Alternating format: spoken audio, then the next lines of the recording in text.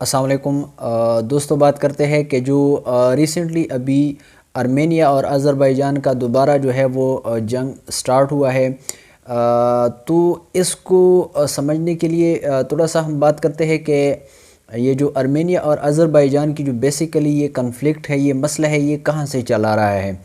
تو اس کی جو مین وجہ ہے وہ ہے ناگورنو کراباخ کا ایک علاقہ ہے، اس پر یہ دونوں ارمینیا اور آذربائیجان جو ہے وہ اپنی اپنی جو وہ کلیم کرتے آ رہے ہیں کہ یہ علاقہ ہمارا ہے۔ مطلب جس طرح جو اگر ہم دیکھیں کہ کشمیر کا جو علاقہ ہے کہ انڈیا کہتا ہے کہ یہ ہمارا حصہ ہے، پاکستان کہتا ہے یہ ہمارا علاقہ ہے۔ اب اس کنفلکٹ کو سمجھنے سے پہلے تھوڑا سا ہم بیک گراؤنڈ پہ چلیں گے اور اس کی بیسیکلی ہم ہسٹری وہ دیکھتے ہیں کہ اس کنفلکٹ کی بیسیکلی جو ہسٹری ہے وہ کیا ہے۔ تو ویڈیو کو سٹارٹ کرنے سے پہلے اگر فرسٹ ٹائم چینل پہ ہو، ویڈیو کو لائک کریں، چینل کو سبسکرائب کریں اور بیل آئیکن کو بھی پریس کریں تاکہ اس طرح کی ویڈیو آپ کو ٹائم ٹو ٹائم پہنچتے رہے۔ تو چلے بنا ٹائم ویسٹ کے اپنے ویڈیو کی طرف چلتے ہیں، ویڈیو سٹارٹ کرتے ہیں کہ یہ جو ناگورنو کراباخ کا جو علاقہ ہے، اب اس علاقے میں جو میجورٹی لوگ ہیں وہ ارمینین لوگ رہتے ہیں اور ازری لوگ جو ہے وہاں پہ مطلب بہت کم ہے۔ جو مطلب میجورٹی لوگ ہیں وہ ارمینین لوگ ہیں اور جو مائنورٹی میں جو ہے وہ بہت کم ہے جو کہ ازری لوگ رہتے ہیں وہاں پہ۔ اب اس علاقے کا جو کنٹرول تھا وہ ہمیشہ سے آذربائیجان کے پاس رہا ہے اور یہاں کے جو مطلب میجورٹی کے جو لوگ تھے وہ ارمینین تھے۔ جب رشیا میں ریولوشن آتی ہے 1918 میں، تو اس ریولوشن کے بعد کیا ہوتا ہے کہ یہ جو ارمینیا ہے اور آذربائیجان ہے یہ الگ الگ اپنے آپ کو اسٹیٹ وہ ڈکلیئر کر دیتے ہیں، لیکن جلد ہی 1922 میں جو یو ایس ایس آر ہے وہ دوبارہ ان دونوں علاقوں کو کیپچر کر دیتے ہیں اور ان کو شامل کر دیتے ہیں یو ایس ایس آر میں۔ پھر بعد میں کیا ہوتا ہے کہ یہ دو جو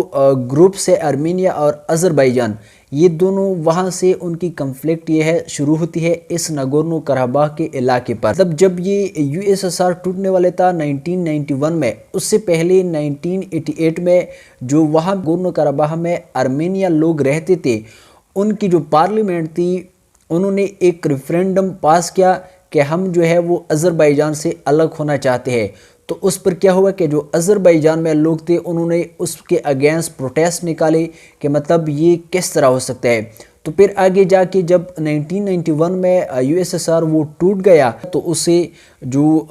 ارمینیا ہے اور آذربائیجان ہے وہ یہ دونوں جو ہے وہ آزاد ریاست وہ اسٹیبلش ہوئے۔ اس کے بعد کیا ہوتا ہے کہ 1991 میں جو ناگورنو کراباخ تھا وہاں پہ جو ارمینین لوگ تھے انہوں نے ایک پولیٹیکل یونٹ بنائی جس کا نام تھا ریپبلک آف آرتساخ۔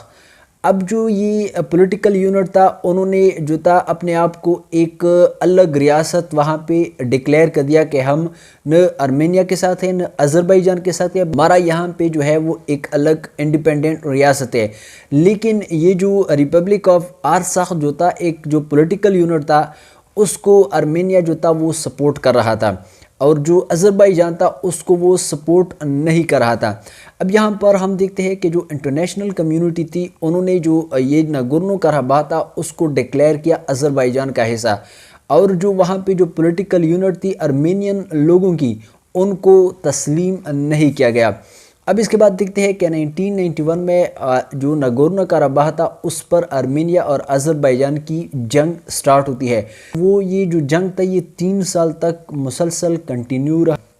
اس کے بعد جب فائنلی ہم دیکھتے ہیں کہ 1994 میں جو ارمینیا تھا انہوں نے وہ جنگ جیت لیا۔ جب جنگ جیت لیا وہاں پہ کیا ہوتا ہے کہ آذربائیجان اور ارمینیا کے درمیان جو رشیا ہے وہ کیا کرتا ہے، ایک ثالثی کردار ادا کرتا ہے اور ان دونوں کے درمیان جو ہے وہ سیز فائر کراتا ہے۔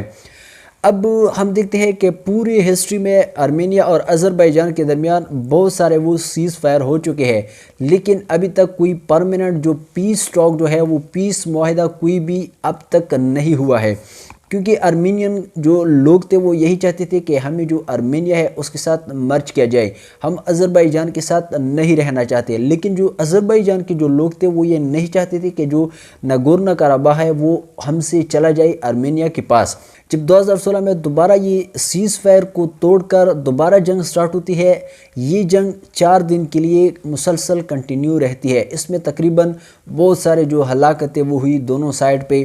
تو اس کے بعد پھر اگین کیا ہوتا ہے، اگین سیز فائر ہوتا ہے ان دونوں کے درمیان۔ اب ان کے بعد کیا ہوتا ہے کہ جو رشیا ہے وہ 3 ممبرز پر ایک گروپ بناتا ہے، جس میں یو ایس اے ہوتا ہے، فرانس ہوتا ہے، اس کے علاوہ رشیا۔ اس گروپ کو کہتے ہیں مینسک گروپ۔ اب یہی گروپ جو ہے وہ ایک ثالثی کردار ادا کرتا ہے ان دونوں کے درمیان، لیکن اس سے بھی مطلب جو ہے وہ پرماننٹ سلوشن ابھی تک نہیں نکلا ہے۔ اب پھر کیا ہوتا ہے کہ جب 2016 میں سیز فائر ہوتی ہے،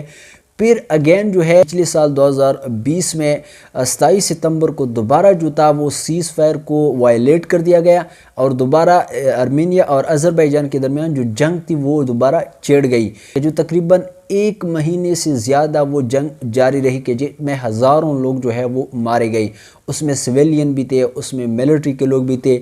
اب ہم دیکھتے ہیں کہ جو یہ جنگ تھا وہ 8 نومبر 2020 کو دوبارہ وہ جو سیز فائر کرا دی گئی، دوبارہ جو جنگ تھا وہ دوبارہ کیا کر دیا، وہ بند کر دیا گیا۔ اگین وہی ہوا کہ اس علاقے پر دوبارہ جو آذربائیجان تھے انہوں نے ویکٹری جو ہے وہ ڈکلیئر کر دی، اور میجورٹی علاقے پر ان کا دوبارہ قبضہ ہو گیا، جو کہ 1994 سے جو 2020 تک ارمینیا کا کنٹرول اس پر وہ رہا تھا، اس کو دوبارہ آذربائیجان نے کیا کر دیا، اس کو دوبارہ کیپچر کر دیا۔ لیکن ابھی بھی کچھ علاقے جو اس طرح ہے کہ جو ارمینیا کے پاس ابھی بھی اس کی کنٹرول موجود ہے۔ ابھی ریسنٹلی جو پچھلے دنوں دوبارہ آذربائیجان اور جو ارمینیا ہے ان کے درمیان دوبارہ جنگ سٹارٹ ہوئی ہے۔ ابھی تقریباً بتایا جا رہا ہے کہ 20 سے زیادہ لوگ اس میں ہلاک ہو گئے ہیں، اور بہت سارے لوگ جو ہے وہ زخمی ہو گئے ہیں۔ 2020 میں فرسٹ ٹائم جو ٹرکی تھا وہ بھی اس میں جو ہے وہ انہوں نے انوالو کر دیا، وہ بھی اس میں انوالو ہو گیا آذربائیجان کے سائڈ پر، کہ انہوں نے جو آذربائیجان تھا اس کو انڈائریکٹلی سپورٹ بھی کیا، اس کو ڈرونز بھی پرووائڈ کر دیے گئے، کیونکہ جو یہ 27 ستمبر سے جب یہ جنگ سٹارٹ ہوئی تو اس سے پہلے ٹرکی اور آذربائیجان کے مختلف جو ملٹری ایکسرسائز تھے وہ بھی ہو چکے تھے، اور اس کے بعد جو ٹرکی تھا انہوں نے جو آذربائیجان تھا ان کو ڈرونز بھی مطلب پرووائڈ کر دیے گئے تھے۔ اب اگر ہم دیکھیں کہ ٹرکی اور آذربائیجان کے درمیان کیا ریلیشن ہے،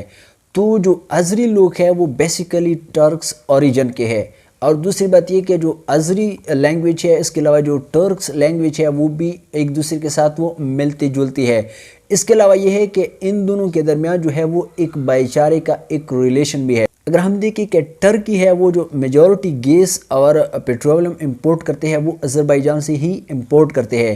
تو اس بنا پر وہ یہ نہیں چاہتے تھے کہ اس کی جو انفلوئنس ہے وہ مطلب یہاں پہ مطلب کم ہو جائے، تو اس وجہ سے اپنی انفلوئنس کو بڑھانے کے لیے ٹرکی نے کیا کیا کہ 2020 کے جنگ میں جو آذربائیجان تھا اس کو سپورٹ کیا۔ اس کے علاوہ ٹرکی یہ بھی چاہتا تھا کہ ہمارا جو انفلوئنس ہے ان علاقوں میں برقرار رہے۔ اس کے علاوہ یہ ہے کہ اگر بہت سارے لوگ یہ مطلب سوچے کہ یہاں پر مطلب ایک